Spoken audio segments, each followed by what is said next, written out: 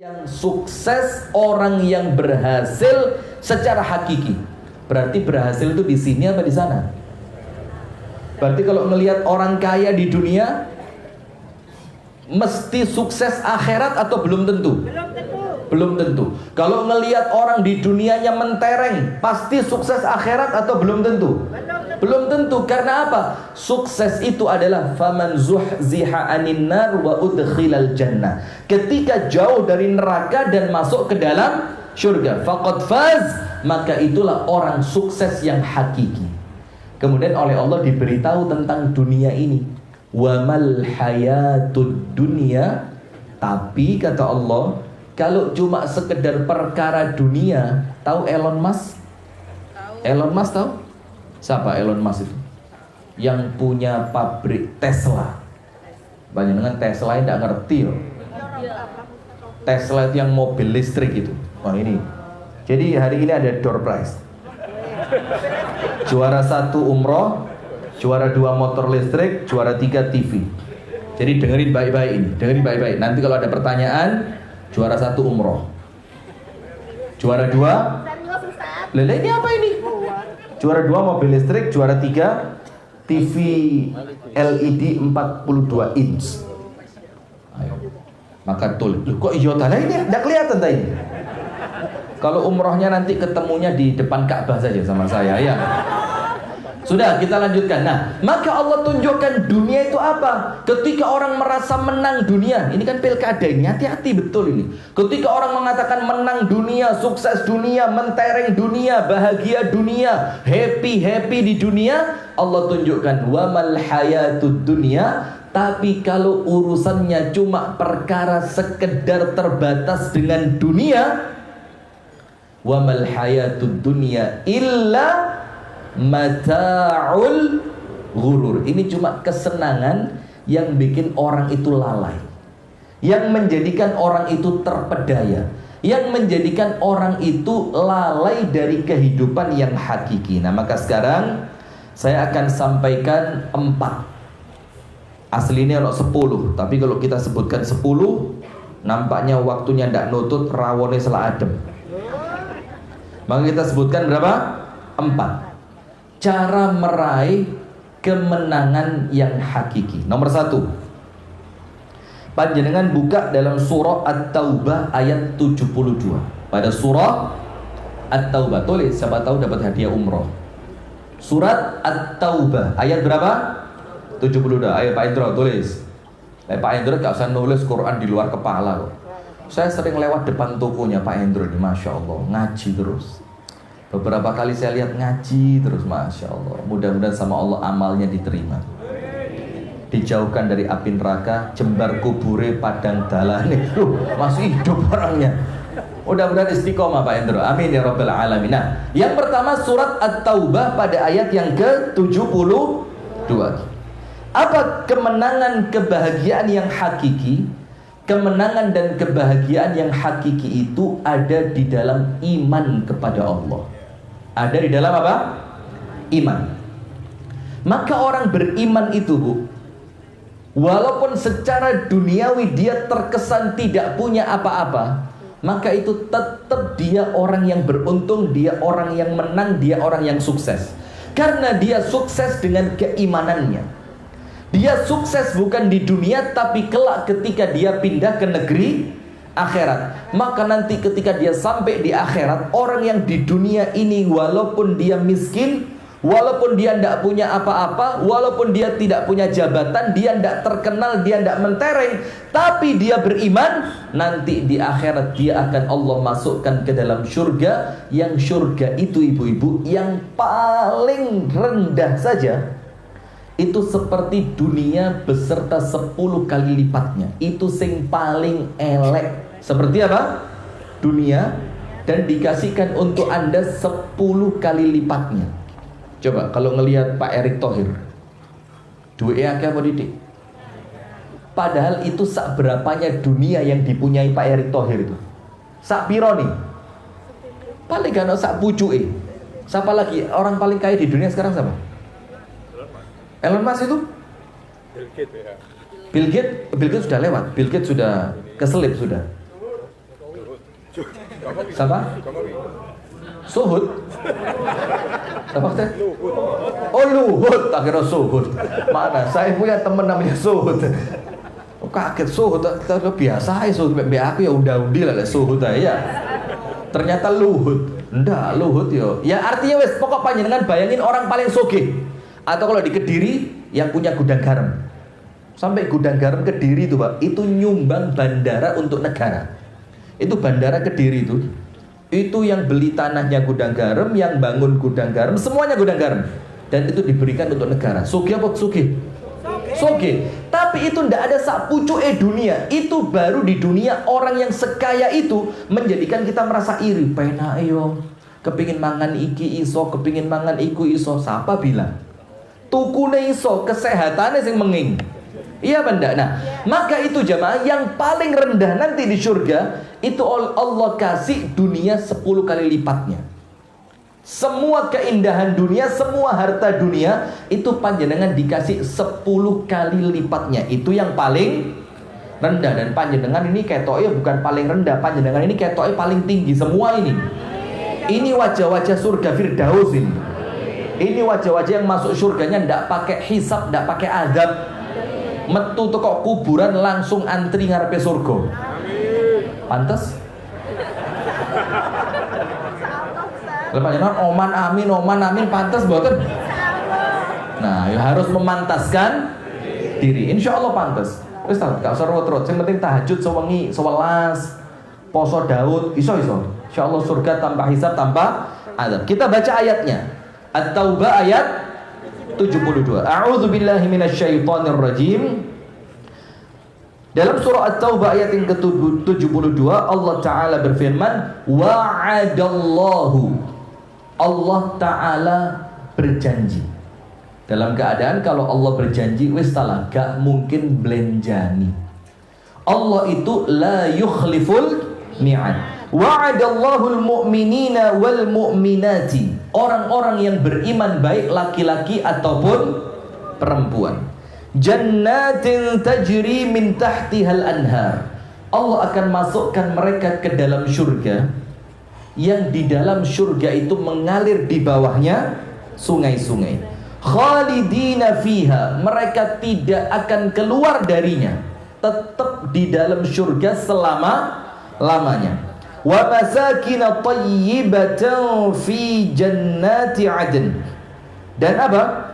Dan rumah-rumah, istana-istana yang begitu megah di surga yang namanya surga Aden. Itu untuk orang yang beriman. Wa ridwanum minallahi akbar, dan mereka yang lebih besar dari mendapatkan surga Aden tadi, mereka akan mendapatkan keridhaan dari Allah Subhanahu wa ta'ala. Dzalika huwal fawzul azim. Dan itulah kata Allah, kemenangan yang paling agung, kesuksesan yang paling besar. Maka yang pertama jamaah, wes salah gak usah ruwet. Cukup kita ini menjadi orang yang beriman, tapi hati-hati. Imannya tidak boleh kecampuran dengan yang namanya kesyirikan. Nah itu loh Bu. Maka panjenengan ndak usah baper kalau ada penceramah, mubalek, dai yang cerita masalah syirik.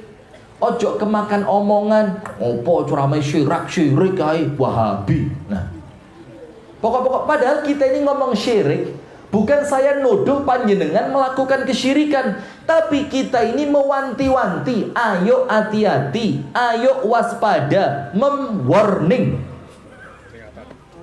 Kita ini memberi apa? Peringatan. Jangan sampai kita terjatuh pada perbuatan syirik. Karena apa? Inna syirka la zulmun azim. Syirik itu dosa yang paling besar. Dan ketika syirik, innallaha la yaghfiru ayyushraka bih. Dosa syirik kalau orangnya tidak tobat, kedisian mati, dosa itu oleh Allah tidak akan diampuni. Lah kalau tidak diampuni berarti kekalnya di mana? Di mana? Nah, saya lihat kakak saya ngangkat kabel begini ini. Ya, inilah. Dan seperti ini biasa. Gak usah bingung, kabel carry itu perkara untuk kita biasa itu. Bukan suatu yang ajaib bisa. Nah sudah, maka jamaah sekalian yang Allah katakan dalam surah At-Taubah 72, ayo bismillah, kita kuat-kuati iman kita, kita kuat-kuati ibadah kita jauhkan perbuatan syirik dari kehidupan kita. Maka wes gak usum ibu-ibu. Kalau panjenengan ngaku muslim muslimah, lah kok mengamalkan amalannya agama aliran kepercayaan. Saya kan sering ngomong kan, saya ini jujur, angkat topi, saya nurut, saya hormat. Saya dalam perkara ini, saya ngikut sama Pak Jokowi. Serius ini, wes salah, Jokowi tulen ini. Dalam urusan apa? Jadi ketika pemerintahannya Pak Jokowi, Pak, itu di kolom agama di KTP, itu ditambahi satu. Aliran kepercayaan. Itu di zaman siapa? Pak Jokowi. Dan itu saya yakin bagus. Karena zaman dulu orang-orang yang agamanya aliran kepercayaan kejawen, itu karena tidak ada tulisannya. Tulis apa ini? Akhirnya ditulis Islam. Nah dalam keadaan mereka mengaku aku kudu Islam, tapi tertulis di KTP-nya apa? Islam. Akhirnya kecampur amalan antara kejawen dan Islam loh. Kalau memang itu agama kejawen dan ada pengikutnya, kita tidak akan ganggu. Lakum dinukum. Tapi kalau yang mengamalkan perbuatannya orang kejawen dilakoni wong Islam, itu yang kita khawatir nanti dianggap kesyirikan. Faham Pak Mul? Pak Mul ceramah ini sawan Pak Mul. Ngono, ceramah sing keras. Pak Mul ini pernah ngomong sama saya. Setelah saya turun dari khutbah Jumat, Pak Mul bilang apa? Kurang ngantos lek ceramah. Singkat terus, syirik, bid'ah, kafir, rokok. Terus Pak Mul bilang ini, coba aku tadi ustaz terus, kau wareng aku. Saya bilang, yo itu Pak Mul, Gusti Allah ngono maha adil. Sing keren kayak Pak Mul cukup dadi tani, gak usah ngustad. Nanti kalau kayak beliau dadi ustaz jamaah buyar. Jangankan Pak Mul, Nabi Muhammad saja kalau keras itu sama Allah dibilang apa? Lan faddu min haulik, jamaahmu buyar. Itu padahal Nabi Muhammad sing ganteng. Lek Pak Mul memang ya gede dukun ganteng, tapi gak sepiro. Kalau dibandingkan Nabi Muhammad ya adoh ya. Nah, maka nomor satu jamaah beriman kepada Allah, jauhi kesyirikan. Panjenengan meninggal ndak bawa syirik, otomatis syurga. Panjenengan buka dalam kitab Hadis Arba'in Nawawi. Pokok mati mukmin muslim tidak syirik. Wes salah, cukup gak syirik tok. Apa yang terjadi? Syurga. Walaupun kadang-kadang ya terus Pak Gadot ngicipi apa Pak Gadot? Ya kadang-kadang ya masih ya maksiat, kadang-kadang kalah dengan hawa nafsu, kadang-kadang masih kepleset, ya macam-macam, namanya juga manusia. Sing penting gak syirik. Itu dalam hadis Arba'in Nawawi riwayat Imam Tirmidzi dengan sanad hasan sahih. Panjenengan buka kitab hadis Arba'in Nawawi, hadis yang paling terakhir, hadis nomor 42. Hadis nomor berapa? 42. Itu Allah Ta'ala berfirman dalam hadis Qudsi, ya bna Adam, innaka law ataitani biqurabil ardi khataya thumma laqitani lam tusyrik bi syai'a ataituka biqurabiha maghfiratan. Allah Ta'ala berfirman, ini Allah, bukan hadis dari Nabi, ini hadis Qudsi Allah Ta'ala yang berfirman, dan hadisnya sahih, gak mungkin keliru.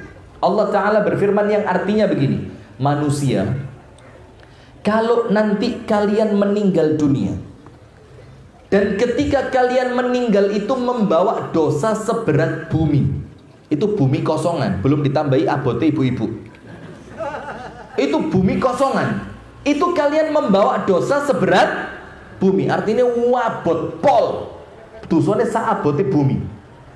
Ternyata ketika kalian meninggal, kalian tidak pernah melakukan syirik. Ataupun dijelaskan oleh para ulama termasuk Imam Nawawi, kalaupun pernah ngelakoni syirik, orangnya sudah tobat. Apa yang terjadi? kalau kalian meninggal bawa dosa seberat bumi tapi tidak pernah syirik, aku, kata Allah, yang akan datang kepada kalian, mendatangi kalian, nyambut kalian dengan seberat bumi sebagai ampunan. Tapi setelah itu masuk surga. Maka nomor satu, ingat, bagaimana kita mendapatkan kemenangan yang hakiki? Harus jadi orang yang beriman, dan keimanannya jangan dicampuri dengan syirik. Sip. At-Taubah ayat berapa? 72. Diingat-ingat, ini nanti pertanyaan pertama ini, yang door prize-nya umroh. Ini tulis yang kedua. Tulis yang kedua. Ini hadiah kedua, sepeda motor listrik. Mereknya Digitech kan? Wantek. Wantek kok kayak zaman dulu nih. Ngelir kain. Zaman dulu kalau punya celana Levi's terus bola, datang ke tukang wantek. Mas, di wantek clear apa? Kuning. Maksudnya kuning. Winter, kalau di Kasebon wantek. Ya orang Kasebon bilangnya wantek. Kalau saya di Batu dulu winter. Pare juga winter. Nah, sekarang yang kedua, diapalin.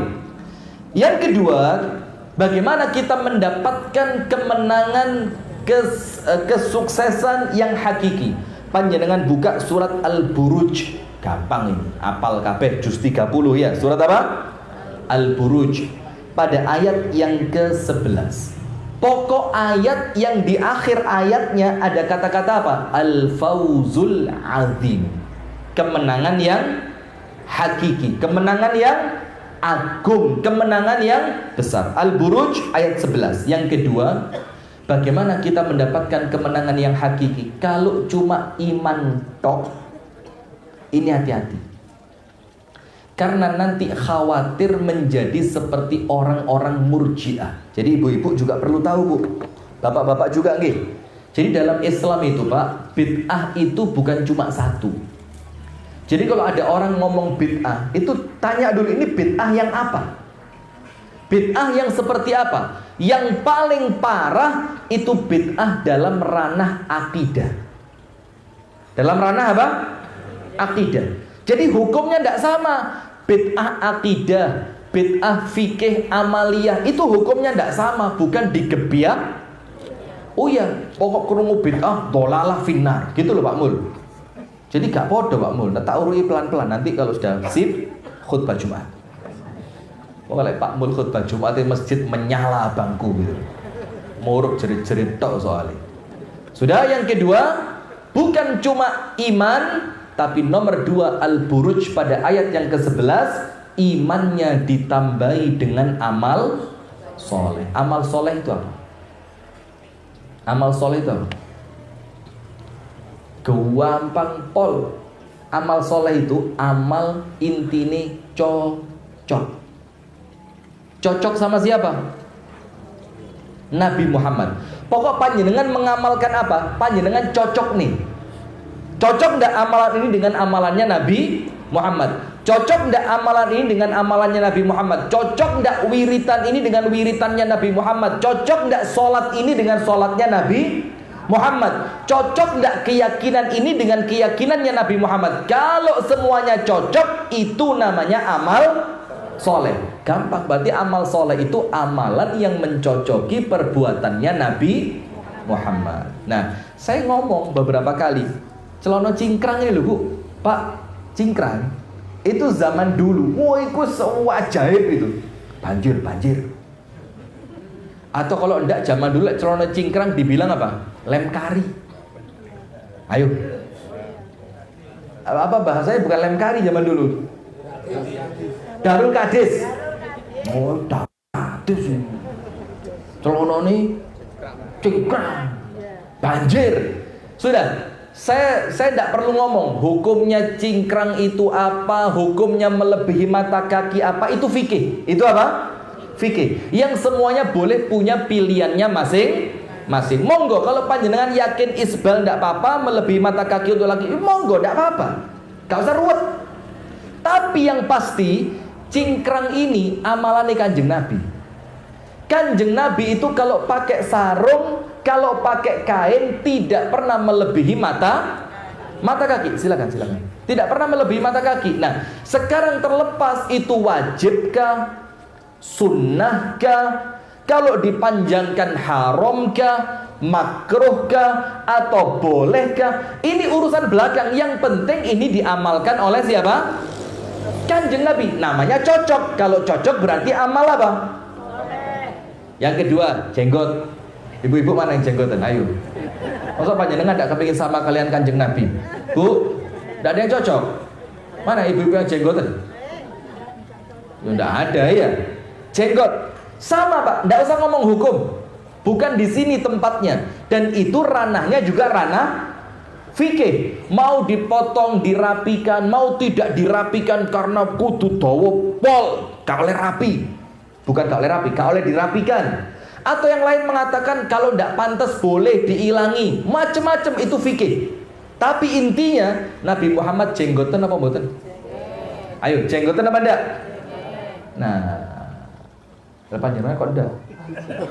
Ayo, gak cocok berarti. Neraka ini. Alamat. Panjenengan juga. Ya enggak begitu, karena ini urusannya urusan fikih. Tapi kemudian kalau panjenengan ingin menyamai, bagus apa enggak? Bagus, itu namanya cocok. Nabi, istrinya berapa? Keliru, kok ke sana arahnya? Cari contoh yang lain. Nabi, tidurnya miring kemana? Kanan. Kalau panjenengan tidur terus panjenengan miring ke kanan, cocok apa enggak? Berarti namanya amal apa? Nah, yang seperti itu diperbanyak, mengamalkan sesuatu yang panjenengan cocokkan dengan amalannya Nabi Muhammad sallallahu alaihi, itu namanya amal soleh. Amal yang dilakukan itu mendatangkan kebaikan. Kita baca ayatnya. Surat Al-Buruj ayat berapa, Bu? Yang tadi At-Taubah ayat berapa? 72. Iman. Sekarang amal soleh. Jadi kalau kepingin sukses, itu bukan kerja dunia. Bukan berarti ojo kerja ya, keliru pisan ini. Tetap kerja di dunia sing kuat, sing disiplin, sing sukses. Tapi kesuksesannya untuk membangun negeri akhirat. Itu benar. Kita baca. Innalladzina amanu, orang-orang yang beriman, sudah imannya At-Taubah ayat 72. Wa amilus solihati, dan mereka dengan keimanan itu mereka melakukan amal soleh. Apa yang mereka dapatkan? Lahum jannatu tajri min tahtihal anhar, dzalikal fawzul kabir. Orang-orang yang beriman dan mereka melakukan amal soleh, mereka akan mendapatkan surga. Yang di dalam surga itu mengalir sungai-sungai. Terus dikatakan oleh Allah, dzalikal fawzul kabir, itulah kesuksesan yang paling besar. Jadi bukan sukses yang paling besar itu ketika mencapai puncak karir. Sekarang begini, panjenengan tak tawani, Bu. Mau enggak jadi Bupati Malang? Loh, enggak, ini serius. Kalau bisa loh, kalau bisa. Kira-kira kalau panjenengan ditawari, nolak nopo purun? Pret. Lo bupati lo penak, kemana-mana dikawal, mobilnya mewah, rumah dinas besar, bayarannya gede. Setiap ada proyek di Kabupaten Malang, beliau pasti mendapat fee. Itu resmi, bukan korupsi, resmi itu. Jadi lah jadi bupati moro-moro melarat yo. Ini bupati akhirat tenan lah ini. Ya kan? Nah sekarang kalau panjenengan ditawani, mau ndak jadi bupati? Oh wes salah, ndak usah gaya tok. Mau apa ndak? Loh, mereka lo bu entek miliaran untuk jadi. Lo panjenengan gak bondo, mau apa ndak? Ah gak cocok ini, wis tak koleksi mau aja wis. Ayo yang mau. Ini koyo, nah mau. Tapi dibilangi, tapi setelah 10 tahun mlebu neraka. Nah, kira-kira tetap mau atau berubah jadi tidak mau? 10 tahun tok sing seweneng entek-entek no, puas-puas no, tapi setelah 10 tahun neraka. Jadi mau atau berubah jadi tidak mau? Tidak mau. Nah, maka percuma dunia ini mentereng kaya apa, le endingnya neraka. Mau apa? Lawang dunia cuma sebentar. Nah, maka yang kita cari adalah kemenangan yang hakiki, kesuksesan yang hakiki. Nomor 1 iman, nomor 2 amal soleh. Imannya At-Taubah 72, amal solehnya Al-Buruj ayat 11. Wes pokok panjenengan lihat imane kuat, amal solehnya kenceng, wes salah panjenengan orang paling sukses. Panjenengan orang paling sukses. Karena kalau dunia jamaah, panjenengan dengerin Rasulullah bersabda apa? Dunia ini, innallaha yu'tid dunia. Allah memberikan dunia. Dunia itu artinya yuk kesuksesan duniawi. Itu Allah berikan untuk siapa? Innallaha yu'tid dunia liman yuhib wa liman la yuhib. Kepada orang yang Allah cintai, tapi hati-hati, juga diberikan kepada orang yang oleh Allah tidak dicintai. Jadi tidak ukuran dunia itu masih dicintai atau tidak dicintai sama Allah dikasih dunia. Contoh Nabi Sulaiman, sugih atau melarat? Kaya atau miskin? Kaya. Allah cinta Nabi Sulaiman? Cinta. Berarti orang yang dicintai dikasih dunia. Korun, sugih atau melarat? Allah kok tahu kenal Korun. RT berapa Korun itu? Korun, sugih atau melarat? Jelas oke. Allah cinta apa benci? Allah cinta apa benci? Sama Korun? Benci. Fir'aun? Soge sekali. Nah, soge. Allah cinta apa benci sama Fir'aun? Nah, berarti untuk ukuran dunia itu tidak jamin cinta atau bencinya Allah. Innallaha yu'tid dunya liman yuhib wa liman la yuhib. Kalau dunia bu disenangi tidak disenangi tetap dikasih sama Allah. Karena Allah itu zat yang paling bertanggung jawab. Wala yu'til iman, tapi ingat dilanjutkan sama Nabi Muhammad, Allah tidak akan memberikan keimanan, Allah tidak akan memberikan hidayah illa liman ahab, kecuali kepada orang yang Allah cintai. Berarti kalau kita ini sama Allah dijadikan orang beriman bu, insya Allah kita ini orang yang GR oleh Allah dicintai. Kalau dicintai mana mungkin diseksa? Iya kan enggak? Tak kasih contoh. Begini bu, suatu hari ada di zaman Nabi Muhammad dalam hadis Bukhari, itu seorang ibu anaknya hilang. Seorang ibu anaknya hilang. Ibu-ibu kalau kehilangan anak ya apa perasaannya? Bu, panik, bingung, golei, lari sana, lari sini, lek perlu bayari uang dikon golek nih. Iya benda. Ketika ibu ini riwa-riwi panik, Nabi Muhammad lihat, ada apa ini orang? Ditanya, bu, sini, ada apa bu? Anu Nabi, anak saya ketelesut. Anaknya apa? Ketelesut. Ketelesut itu apa? Lupa naruh. Kayak dilah, lari anaknya, ketelesut, hilang. Panik ibunya, nangis dia cari anaknya. Maka Rasulullah bilang sama para sahabat, qumu fabhatu an waladiha. Sahabat, ojo lungguh, ngadeg kabeh. Ini namanya apa? Empati. Namanya apa? Empati. Para sahabat berdiri semua, tolong bantu ibu itu cari anaknya. Ketika anaknya ketemu, digendong sama sahabat Nabi, ibu itu ndak sampai sabar, langsung melayu nguber sahabat yang bawa anaknya. Anaknya ditarik, digendong sama ibunya, diambungi. Bukan sahabatnya, anaknya. Jangan salah paham. Anaknya digendong langsung diambungi. Ketika ngelihat kejadian itu, Nabi Muhammad ngomong apa? Atadunnu annaha mulqiyatun ibnaha finnar. Sahabat, kira-kira ibu yang ketika anaknya hilang dia sedih, ketika anaknya hilang sama ibunya dicari, ketika anaknya ketemu senang, digendong, diciumi, kira-kira ibu yang seperti dia ini rela ndak ngelempar anaknya ke dalam api? Tego apa ndak? Ndak tego. Apa kata Nabi Muhammad? Allahu arhamu bikum min hadhihi biwaladiha. Allah lebih sayang kepada kalian dibandingkan sayangnya ibu ini kepada anaknya. Berarti kira-kira Allah bakal masukin kita ke neraka apa enggak? Enggak mungkin. Wis salah husnudzon, aman-aman. Setelah ini tenan pusat kalau ini. Asli pusat ini. Ini langsung hadis Nabi nih. Ndak pusatnya apa coba? Nah, tapi syaratnya imane kudu api, amal solehnya harus istiqomah. Sekarang yang ketiga. Silakan diperhatikan. Apa yang ketiga?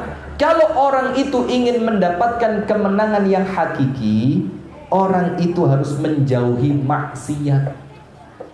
Harus menjauhi apa? Maksiat. Jadi kalau ada kemaksiatan, didatangi apa dijauhi? Ya lepas ngaji. Didatangi apa dijauhi? Tenang orang. Oh, karnaval rame terus kok. Car Free Day lo tidak pernah sepi. Berot, masya Allah, berot. Apalagi sekarang berot itu ketambahan ada dangdutnya, ya enggak? Sekarang acara jaranan, pandangan itu ada dangdutnya. Gitu itu panjenengan lihat atau pulang kemudian tidur saja. Nah, yo normal manusia yo. Kadang-kadang sekali-sekali kok penasaran, kepingin delok tapi yo cok kesuwen. Ya delok kok wah, ngene tok. Tapi pindah.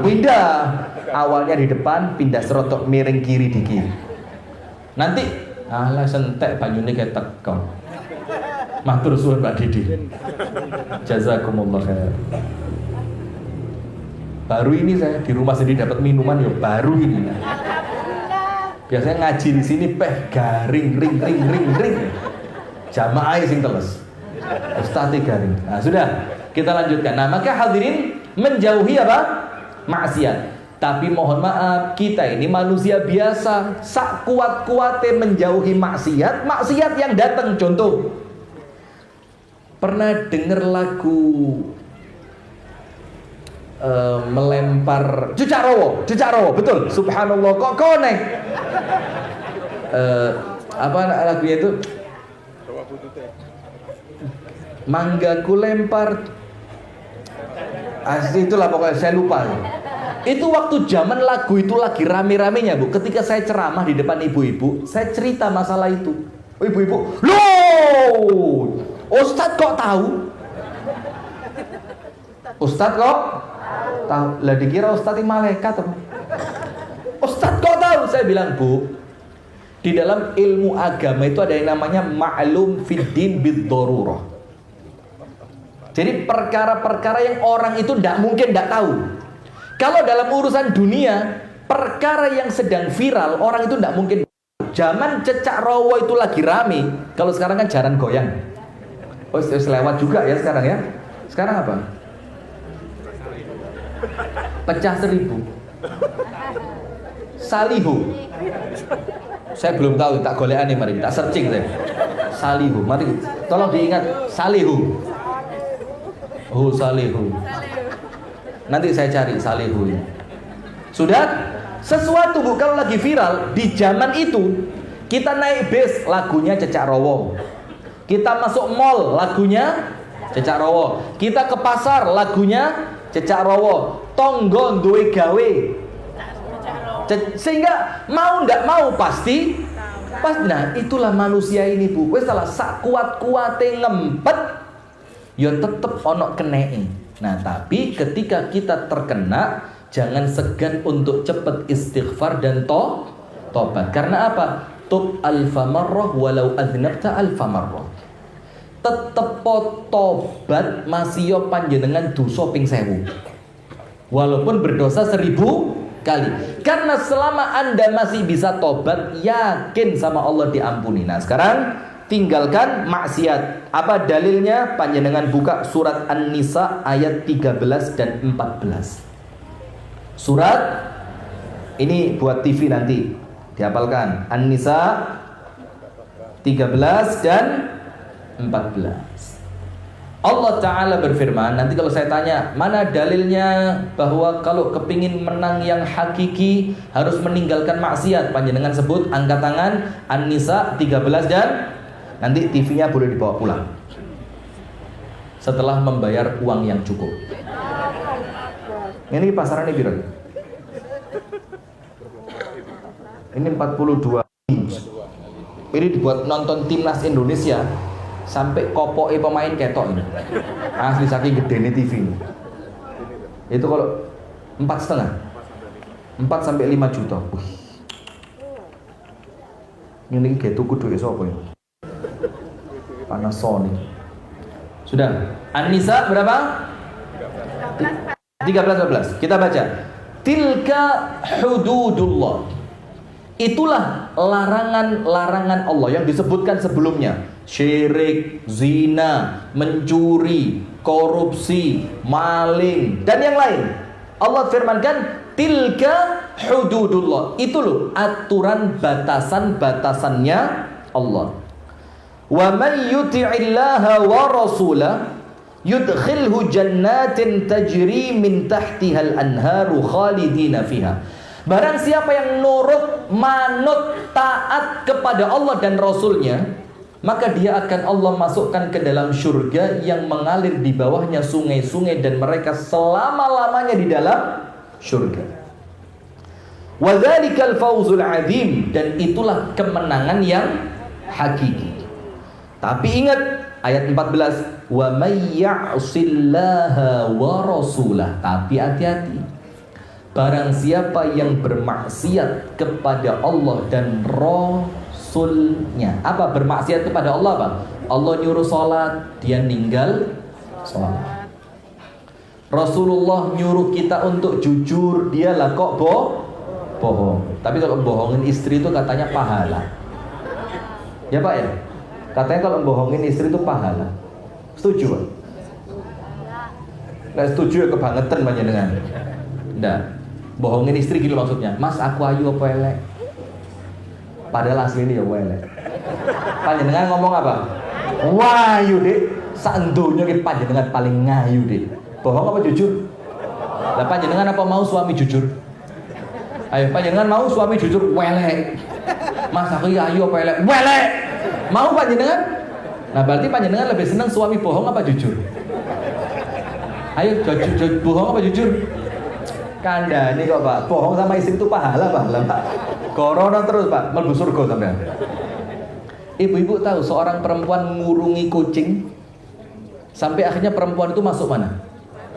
Neraka. Apa mana ngurungi suami? Jadi suami itu jadi gurung ya. Col ya Ibu. Aku teh metu mancing no. Aku teh bal-balan no. Aku teh ngopi yo. Karena apa? Ngurungi kucing yang mlebu neraka. Apa meneng ngurungi suami? Setuju ya? Salah panjenengan pokok ngaji sampai tak belani penak. Gak usah khawatir. Sudah. Lanjut kita baca. Tapi barang siapa yang bermaksiat kepada Allah dan Rasulnya, wa yata'adda hududahu, dan dia melanggar aturan dan batasan Allah, artinya bermaksiat, yudkhilhu naran khalidan fiha walahu adzabun muhin. Allah akan masukkan dia ke dalam neraka. Nah berarti nomor 3 ibu-ibu dan jamaah sekalian, kalau mau mendapatkan kemenangan yang hakiki harus jauhi maksiat. Begitu Ustadz Karen ya. Kok telat? Ini jadwalnya jam 6 loh. Sudah, terakhir penutup. Jujur. Kalau kepingin kemenangan yang hakiki harus apa? Jujur. Kalau ada pilkada menang tapi curang, menang atau kalah? Keto endonyo menang asline kalah. Panjenengan buka surat Al-Maidah 119, At-Taubah 72, Al-Buruj 11, An-Nisa 13 dan 14. Sekarang Al-Maidah 119. Terus gak usah rut-rut, gak usah kakean dalil. Apal kan? At-Taubah berapa? 72. Al-Buruj 11. An-Nisa 13 dan 14. Sekarang Al-Maidah 119, supaya nanti panjenengan pulang gak ada oleh-oleh ya. Apa ayatnya? Jujur dan benar. Beda enggak? Jujur dan benar itu beda apa enggak? Beda. Benar itu menetapi kebenaran. Jujur itu mengatakan yang sebenarnya. Paham ya? Kita baca ayatnya. Qala Allahu hadza yaumu yanfa'u as-sadiqina sidquhum. Allah Ta'ala berfirman, ketika nanti di hari kiamat, ini loh hari, kata Allah, kiamat ini, hari ini adalah hari yang bermanfaat orang-orang yang ketika di dunia benar. Kebenaran mereka di akhirat bakal bermanfaat. Mungkin di dunia roto abot. Karena apa? Qulil haqqo walau kana murron. Dikongkon ngomong bener masih pahit walaupun pahit. Nah, tapi nanti di akhirat kebenaran dan kejujuran panjenengan itu mendatangkan manfaat. Lahum jannatun tajri min tahtiha al-anharu khalidina fiha abada radhiyallahu anhum wa radu an dzalikal fawzul azim. Akhirnya apa? Allah akan memberikan kepada mereka surga yang mengalir di bawahnya sungai-sungai. Mereka kekal di dalamnya. Allah ridho kepada mereka. Dan itulah adalah kemenangan yang sesungguhnya. Jadi jujur. Masih di dunya ketoke ajur. Dengan kejujuran yang panjenengan bawa, panjenengan jujur. Temen gak seneng ngalih babahno.